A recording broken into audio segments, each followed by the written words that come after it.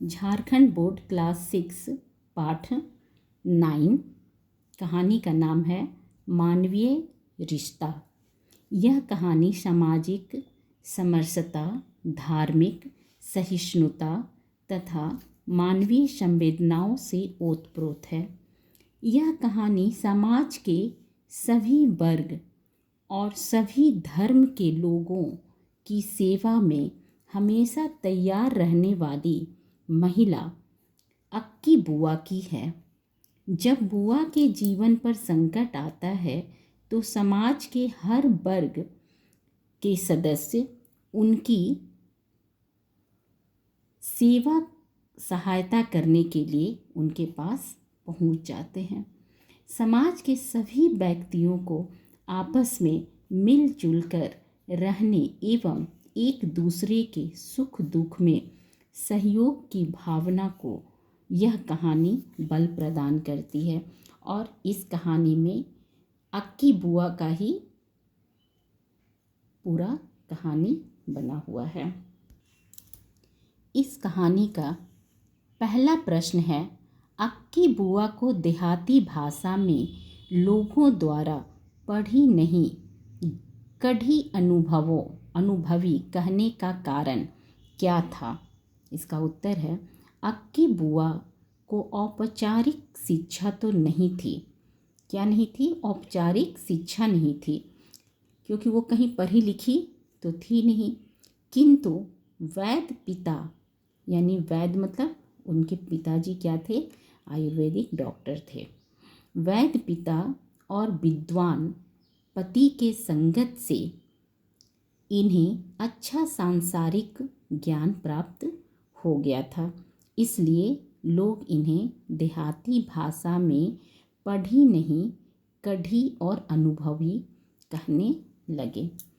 दूसरा प्रश्न है, जो पंडित जी के पत्रा वह पंडिताइन के अचरा। अक्की बुआ पंडित जी को आवेश में ऐसा क्यों कहती थी? जब भी पंडित जी से नोक झोंक होती तो आवेश में पंडिताइन यानी अक्की बुआ कहती थी कि जो आपके पत्र पोथी में लिखा है वह सब कुछ मेरे आंचल में ही भरा पड़ा है। मैं आपसे कोई कम विद्वान नहीं हूँ पंडित जी महाराज।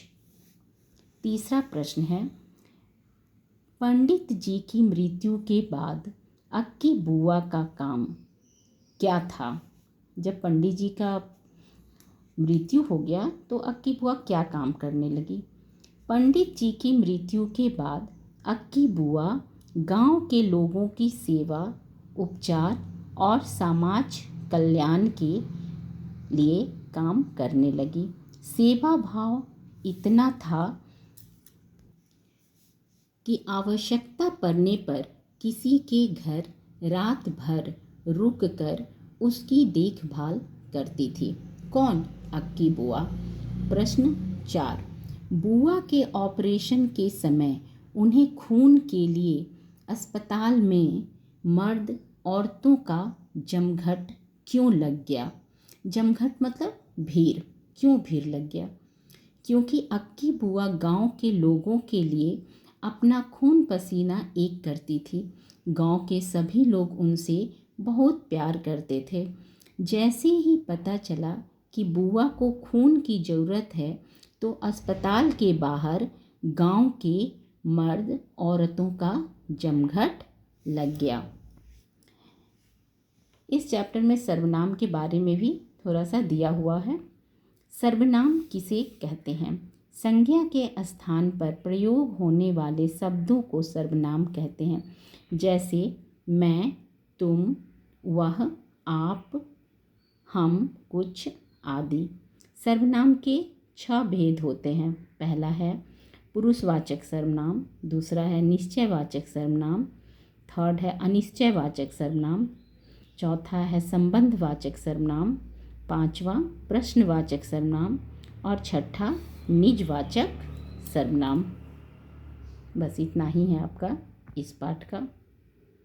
Thank you.